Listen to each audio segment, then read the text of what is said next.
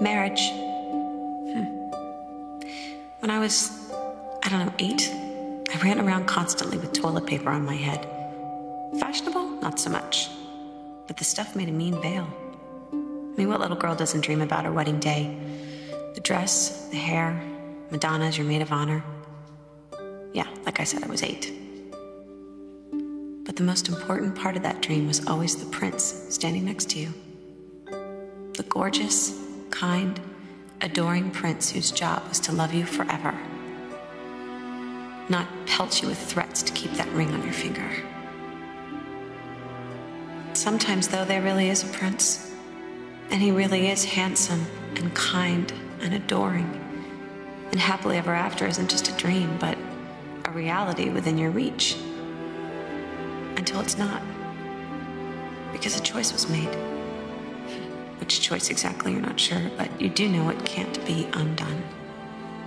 And instead of walking down the aisle towards your shiny new life, you're gasping last breaths of your old one.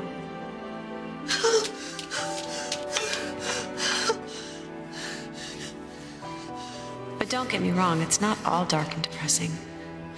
If built on love, respect, marriage can be a beautiful thing.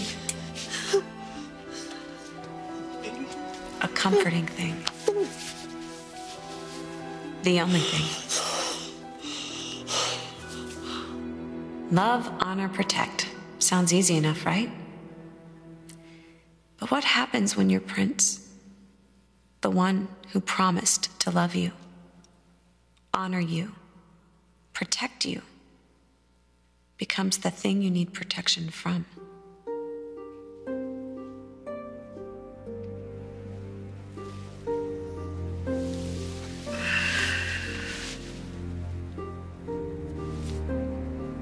What are you doing up so early?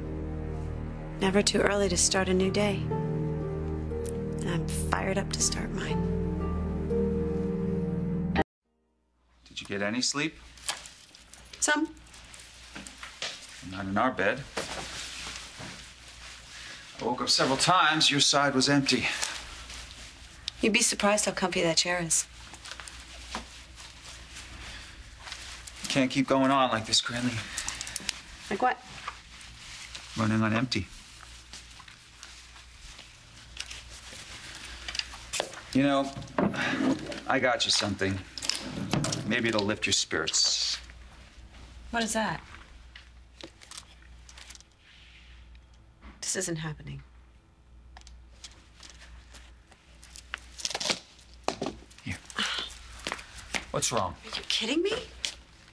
You're blackmailing me to stay married to you. And that's supposed to, what, make me feel better about that? No, it's supposed to make me feel better.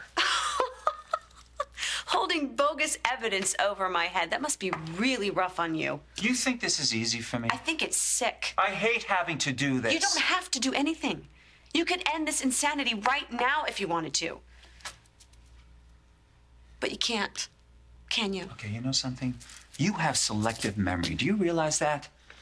Exactly what am I forgetting? How the people in this town, Ryan, Erica, your own father, how they all turned their backs on you. How ever since your accident, I was the only person on this entire planet you could turn to. To stab me in the back. That is not what I'm doing, Rylee. Do you know where the word diamond comes from? I'm really not up for a vocabulary lesson. Adamus. It's Greek for unbreakable. Fascinating. I bought this necklace not only because it reminded me of us, the bonds that we share. I bought it because it reminded me of you. Strong, determined, unbreakable. You were those things, Rylee, and so much more when you came back to town. And you could be all those things again if you really want to. You're amazing. You know that? Sleeping like a baby, buying me gifts, pumping me up with pep talks, acting like I've changed, like I've let you down somehow, when you're the one who's threatening to send me to prison for something I didn't do. And the best part is, you did it. You messed up, David, not me. You sabotaged Erica's plane. For you. And because of that, she almost died. And now because I went and bruised your little ego, you're allowing me to take the fall for it. Do you really think that's what this is all about? My bruised ego? We got married, Greenlee. We made promises to each other. Yeah, promises you broke over and over. And you didn't. Yeah, I did. I fully admit that. But the pathetic thing is, you can't.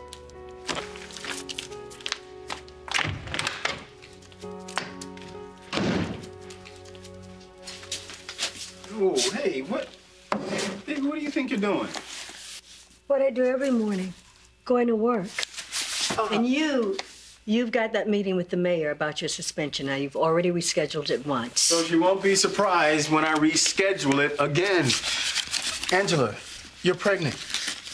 You might be losing your eyesight. I think that warrants at least one sick day. I'm not ready. For what? You don't have to go public with this. Jesse, I'm not ready to stop living my life. Oh, Angela.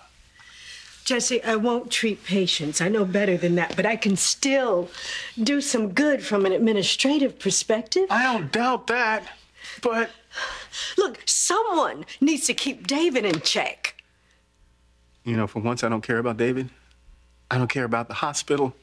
I care about you and this huge decision we are facing.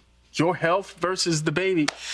Sweetheart, if that medication can stop you from going blind, I think you should really consider. We'll deal with it. Just not now. When? Later. Please. Please, Jesse, just give me later.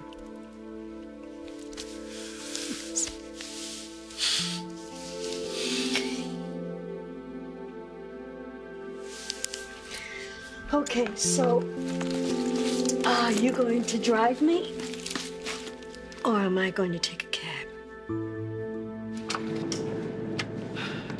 I didn't need an escort. I know. Just thought I'd give you a ride.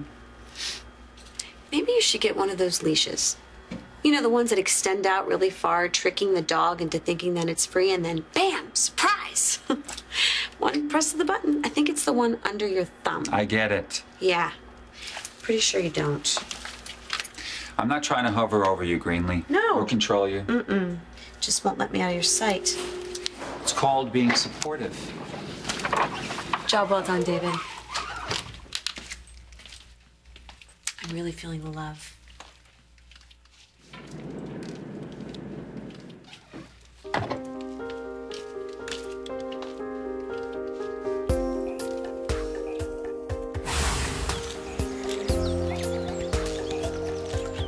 Hi, it's Greenlee. I need to see you. I know, but it's important. I need your help.